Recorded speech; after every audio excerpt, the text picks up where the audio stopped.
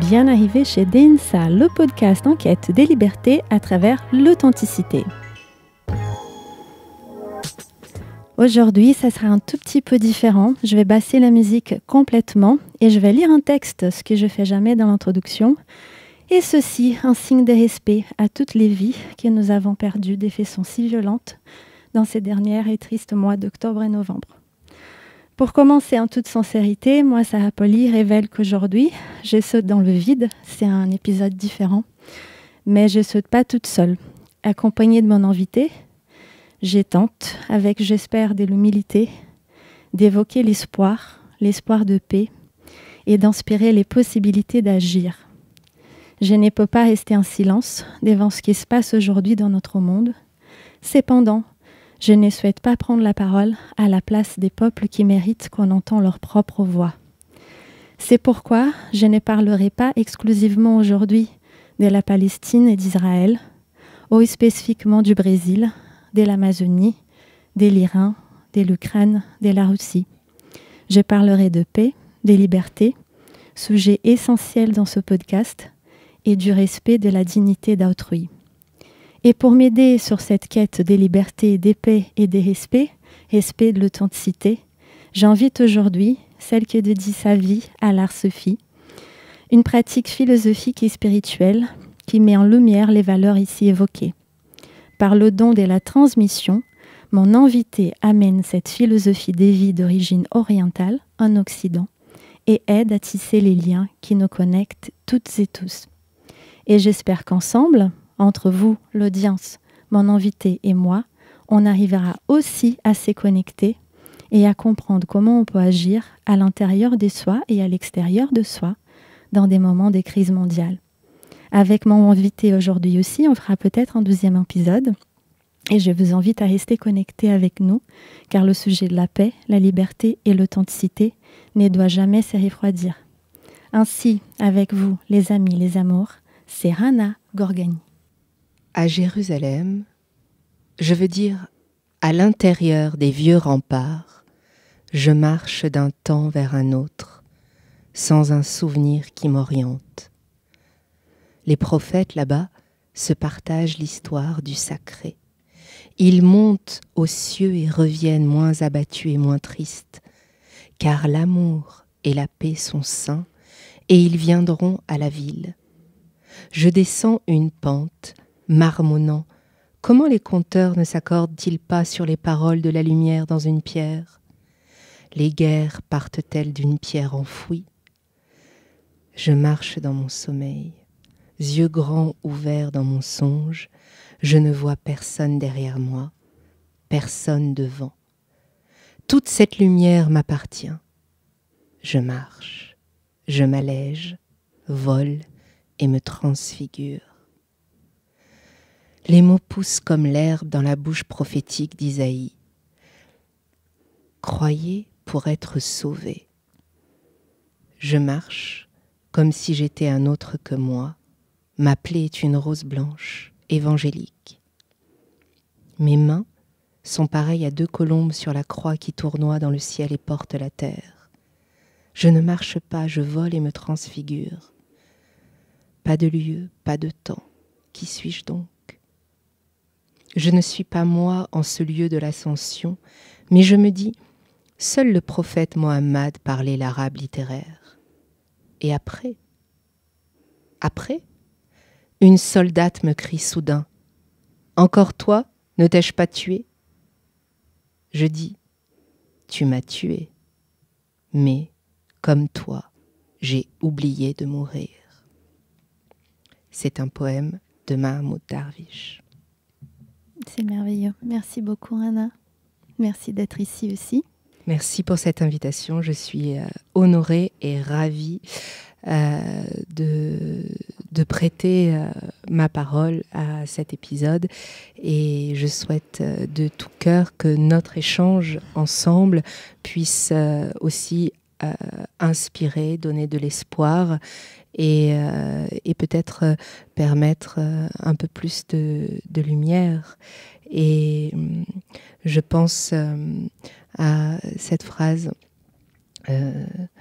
de Rumi, mais Rumi qui a entendu cette phrase de la part de son maître. Pour ceux qui ne connaissent pas Rumi, Rumi est un des plus grands poètes mystiques. Si on connaît la danse soufie, l'art des derviches tourneurs, c'est grâce à son existence, à son cheminement spirituel et personnel. Et un jour, Rumi demande à son maître pourquoi tant de douleur dans ce monde? Pourquoi tant d'épreuves? Et son maître lui répond, c'est parce que c'est par la blessure que la lumière rentre. C'est merveilleux. Et j'aimerais évoquer à l'audience qui se sent peut-être en distance physique de toi et moi, qui t'a fait le cheminement pour être ici.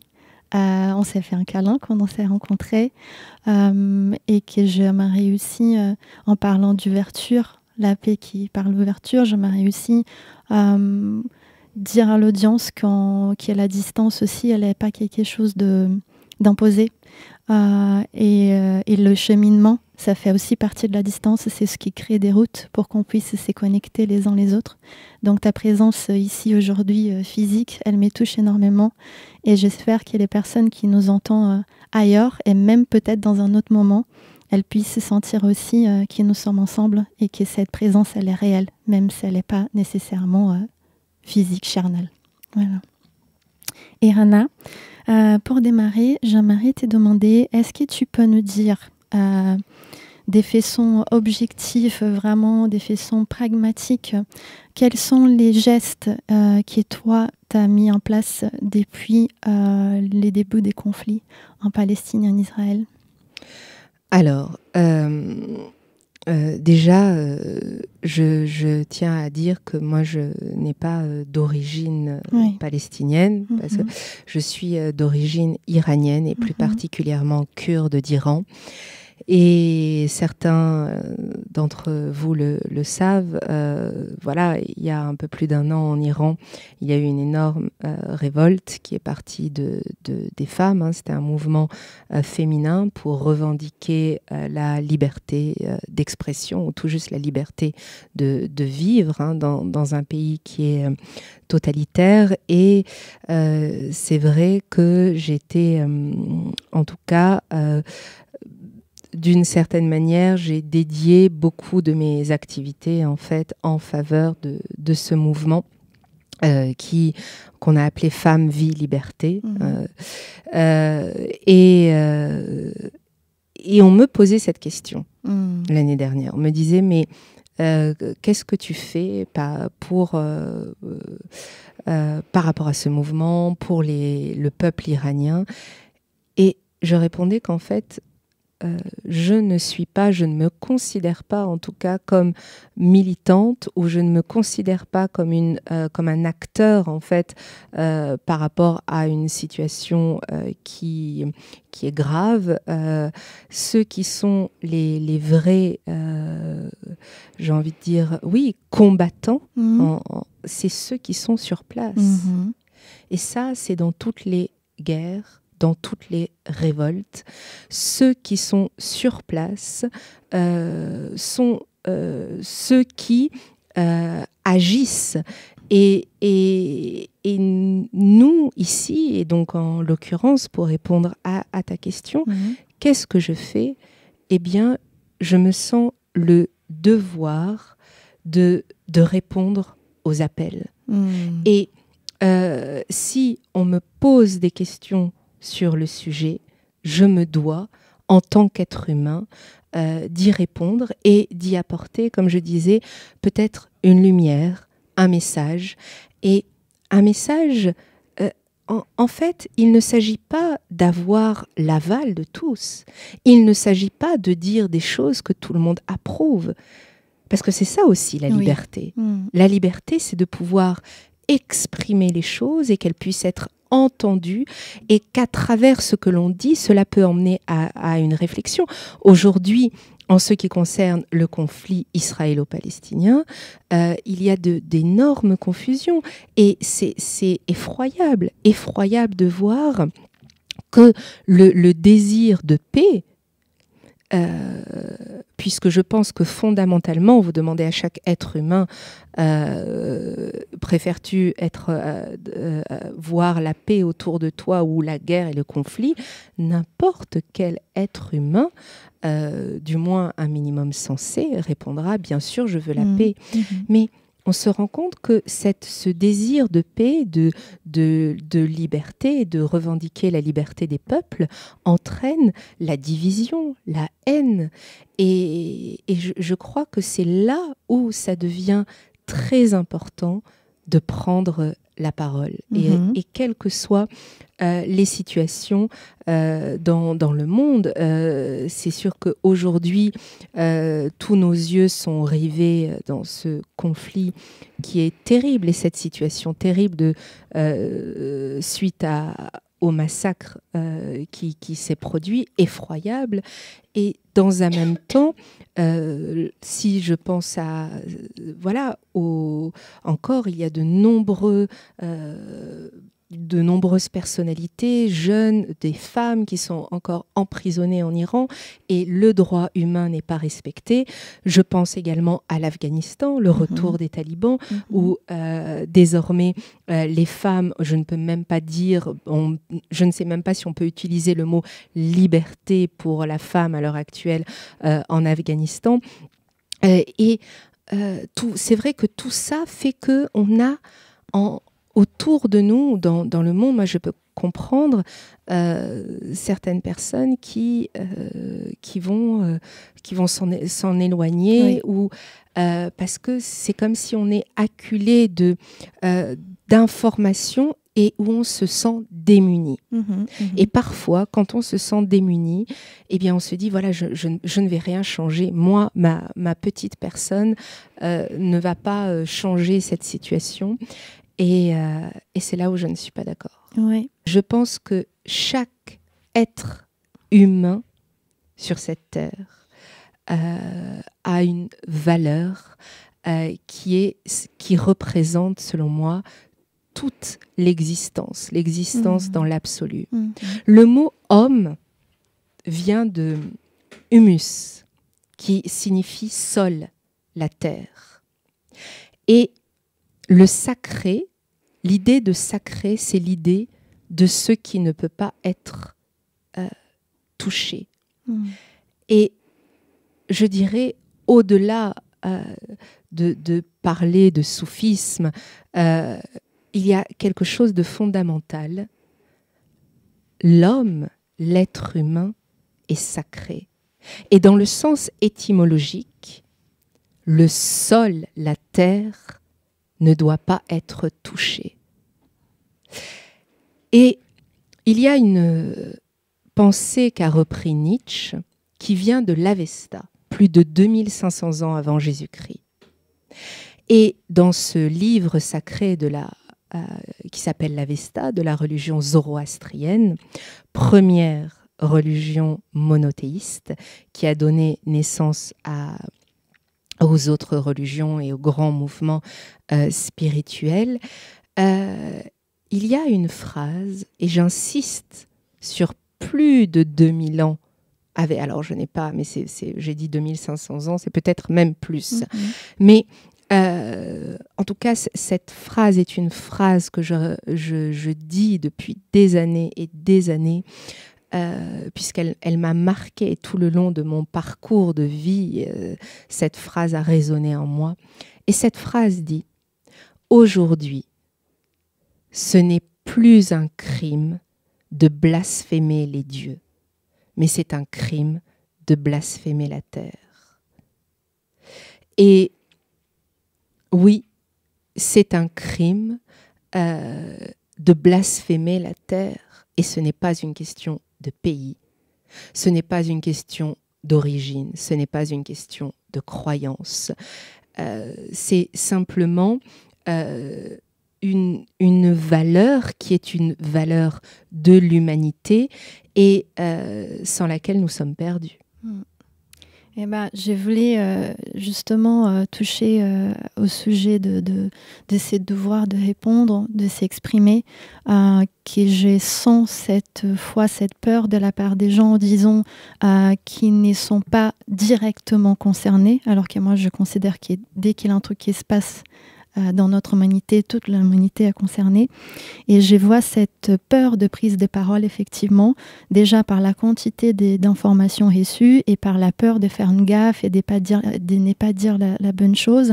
Et des fois, je vois ce mouvement, autant que latine-américaine en Europe, qu'on en a où l'extrême droite au Brésil, qu'on n'en a pas ou des soutiens pendant la pandémie, quand l'Amazonie était en feu. Maintenant, tous les problèmes, la tentative de dissémination des peuples autochtones indigènes au Brésil.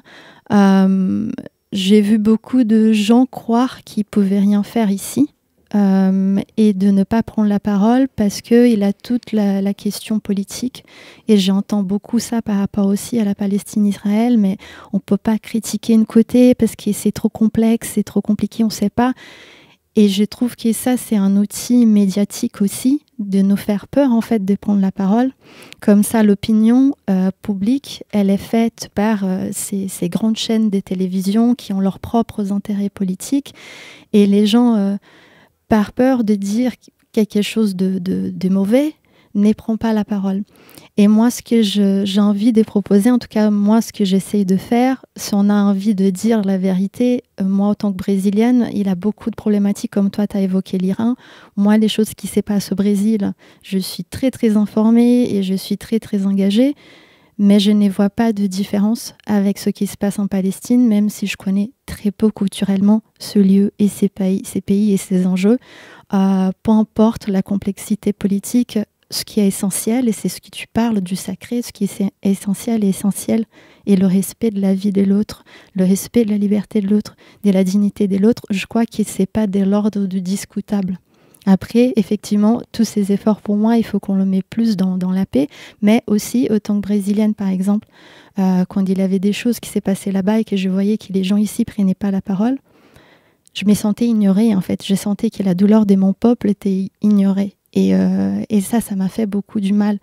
Et à la limite, ce que j'ai envie de dire aux gens, soyez humbles dans votre communication, mais communiquez quand même. Parce que quand on voit que ça vous choque, ce qui nous arrive, c'est un vrai soutien. Et que ça, c'est une vraie communication. Pas besoin de comprendre, pas besoin d'aller à l'école, pas besoin de lire des livres, même si c'est super important aussi de se renseigner, savoir ce qui se passe. Le soutien de la dignité de l'autre, c'est déjà énorme. Oui, mais je suis tout à fait d'accord avec toi, et surtout qu'il y a quelque chose, il y a un point qui me semble primordial par rapport aux prises de parole que l'on peut avoir et sa nécessité. Et il y a des événements que l'on ne peut pas éviter, dans le sens que l'on ne peut pas prévenir, prédire en tant qu'être humain et pas, voilà, si nous ne sommes pas dans une démarche extrémiste ou terroriste, etc. C'est-à-dire que ce qu'il s'est passé, l'attaque du 7 octobre, personne n'imaginait qu'il allait avoir cette invasion, cette barbarie. Et je ne fais pas attention d'éléments de comparaison. J'essaie d'exprimer et d'expliquer mon point de vue. Tout comme l'année dernière en Iran, personne n'a pu prédire que cette Mahsa Amini, cette jeune fille, et bien sûr qu'il y en a eu d'autres, et il y en a d'autres, il y en aura, et c'est quelque chose que je ne souhaite pas, mais il y a cette réalité que Mahsa Amini n'a pas été la seule et unique jeune femme réprimée par le gouvernement, le régime islamique. Mais nous n'avons pas pu prédire que cela allait arriver. Tout comme nous n'avons pas pu prédire il y a ce fut en fin août, il me semble, non, pardonnez-moi, en octobre, donc également il y a eu un terrible tremblement de terre en Afghanistan. Ça ne peut pas être prédit. Bon. Sur ces choses-là, bien sûr qu'on peut condamner, et on doit condamner, ou on peut tenter d'apporter de l'aide pour des catastrophes naturelles, etc. Mais en ce qui concerne des actions qui sont des actions terroristes ou des actions qui sont de l'ordre d'un manquement aux droits humains, lorsqu'elles se sont produites, on peut le dénoncer, et on doit le dénoncer. On peut y mettre de l'énergie, hein, que ce soit par les médias, les réseaux sociaux. Mais voilà, mais ça s'est passé. Ça s'est passé. Et on ne s'y attendait pas, on ne l'avait pas prédit. Et on essaie chacun d'y apporter un soutien, de l'aide, à notre échelle. Et encore, ne pas mettre de jugement sur la valeur de ce que je fais. C'est comme si à un moment donné, en tout cas, le sentiment de l'être humain n'est pas quelque chose qui peut être quantifié. La douleur, on ne peut pas comme si on demande la douleur de la perte d'un être cher, c'est comme si on vous demande de quantifier ça. Enfin, c'est absolument d'ailleurs inimaginable. Mais, et c'est là où je voudrais exprimer ma pensée, mais il y a des choses qui ne se sont pas encore produites ou qui sont en train de se produire, que l'on peut arrêter et éviter. Et c'est là où cette situation actuelle, on est face à ça. On ne peut pas revenir en arrière. Et justement, l'idée, c'est de ne pas... j'ai envie de dire que l'histoire doit nous aider à ne pas perpétrer les mêmes erreurs. Mais par contre, ce qui est devant nous,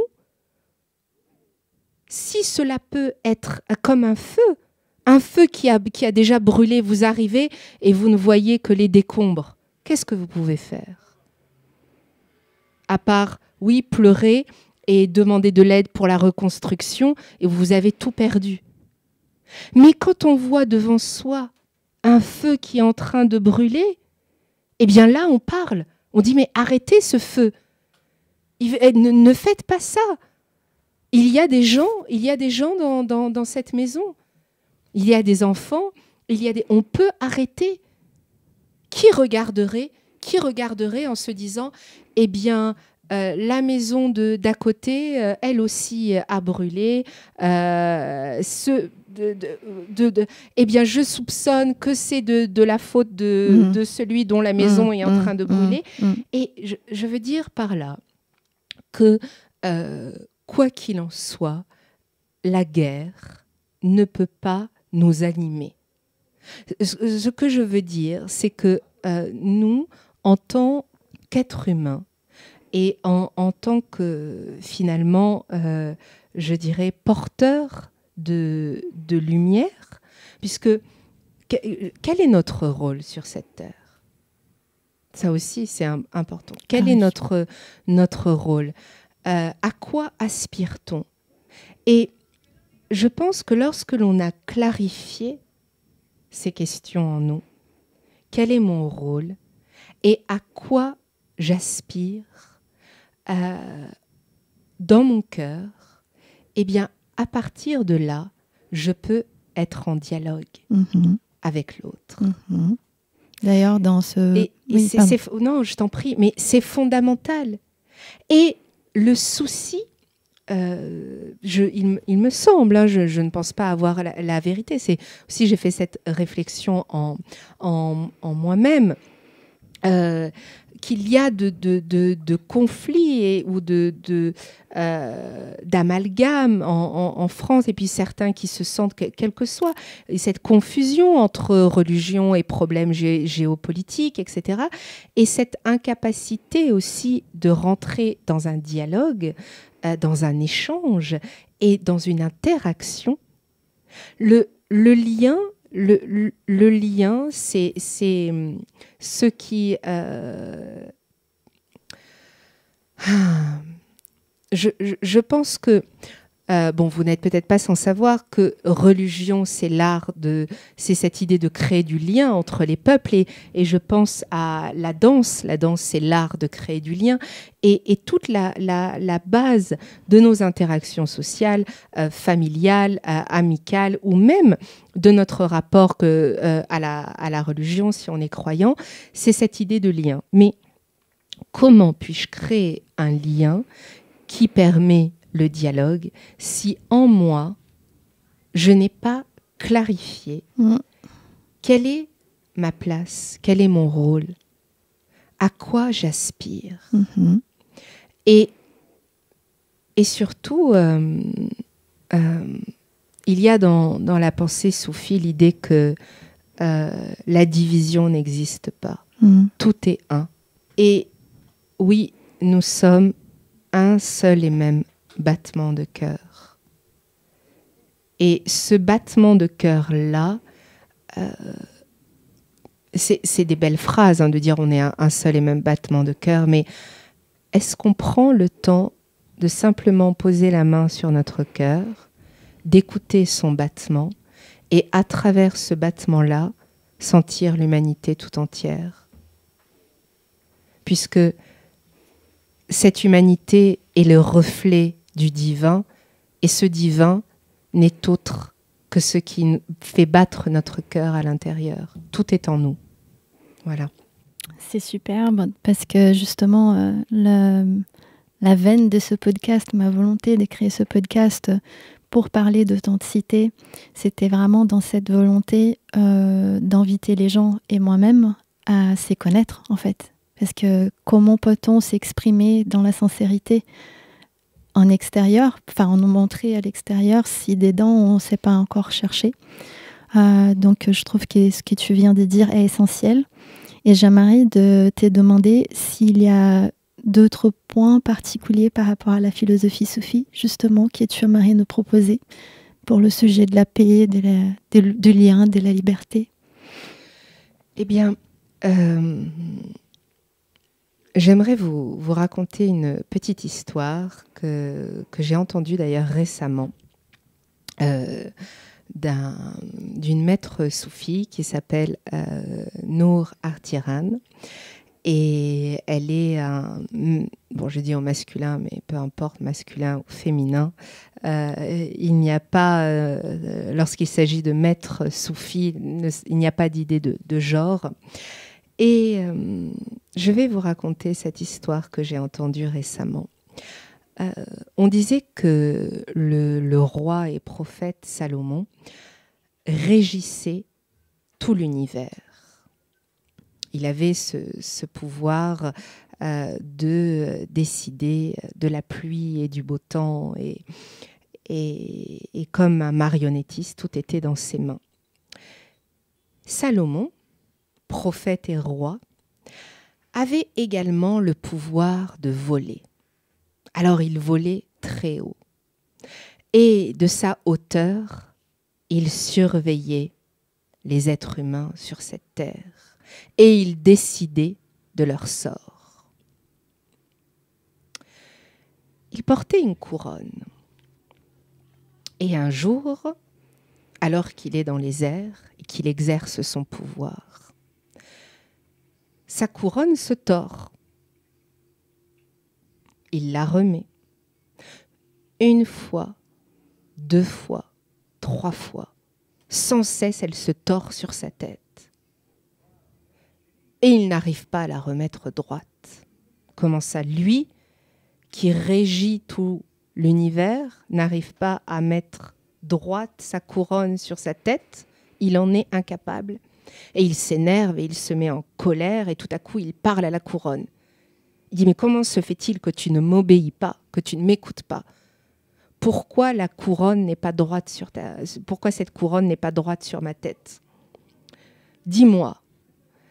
Et la couronne parle et dit, tant que tu ne redresseras pas tes pensées à l'intérieur de toi, je ne me redresserai pas. Et que dit cette histoire? En fait, la couronne, c'est le symbole de l'amour, en fait. Et si, à l'intérieur de nous-mêmes, eh bien, cet amour n'est pas présent, comment veut-on qu'à l'extérieur, eh bien, ce qui paraît, ce qui apparaît, ou les actions, puissent être des actes de paix? Donc, cette histoire, qui est d'ailleurs une histoire de Rumi, qu'on retrouve dans le Masnavi, cette histoire que j'ai racontée très brièvement,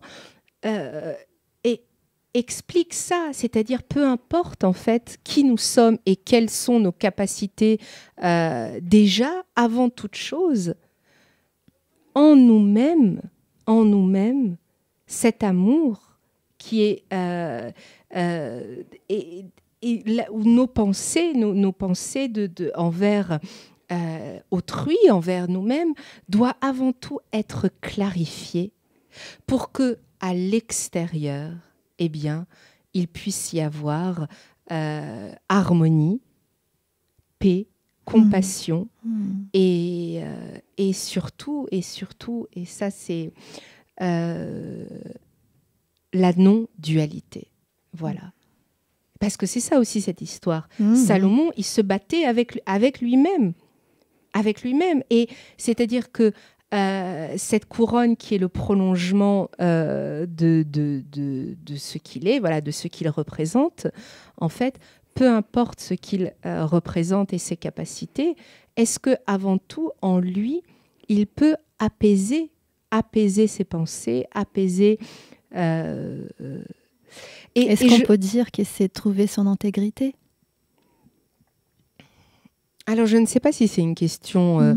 oui, bien sûr, ça va avec d'intégrité, mais alors peut-être que l'intégrité aussi est liée... sens entière, oui, quand tu parlais de dualité. Tout à fait, est liée aussi à la sincérité et aussi à cette importance de ne pas... offenser les autres et avant tout ne pas m'offenser moi-même. Je me permets de mettre une petite ambiance musicale. Voilà. Parce que j'ai trouvé... reste avec nous, reste avec nous. Parce que je trouvais que c'était très fort et très puissant et surtout, je crois que tu es allé droit dans nos cœurs parce que ça, c'est quelque chose qu'on peut faire toutes et toutes. Ça, c'est vraiment un conseil d'action qui est à la portée de toutes les personnes et qui, justement, a un impact à l'extérieur de nous, envers le prochain. Donc, j'ai la chair de poule parce que... C'est vraiment ce que je m'attendais dans ce podcast, dans cet épisode. Du coup, je te remercie avec tout mon cœur. Et je profite pour dire à l'audience qu'ils peuvent retrouver plus sur ton travail Soufi sur ton site internet, danse-soufi.com. Est-ce que tu veux nous proposer d'autres réseaux ? Oui, alors je suis un peu partout, donc vous pouvez me trouver facilement sur Facebook, Instagram, et voilà, ça sera avec plaisir de peut-être partager une fois la danse, une méditation avec les auditeurs de ce podcast. Avec grand plaisir. On va organiser ça. Merci. Donc ceci était Hana Gorgani avec Sarah Poli chez Podcast Densa. Densa est diffusé sur YouTube, sur Radio Rap TZ et bientôt sur Spotify. Et vous pouvez vous inscrire à la newsletter Densa sur sarahpoli.com/Densa. Rappelez-vous qu'une fois par mois, je vous propose une rencontre dansante entre introvertis et extravertis pour se défouler comme chacun en a envie. Et bien sûr, je vous invite chaleureusement à voir les performances d'Erana Gorgoni qui sont très très touchantes. Je l'ai vue une fois, je t'ai raconté, on n'a pas encore échangé par rapport à ça, mais je t'ai raconté. Donc tout ce qui a été évoqué ici sera référencé dans le descriptif de l'épisode dans les réseaux. Et je vous invite maintenant à entendre le témoignage d'Emma Maman.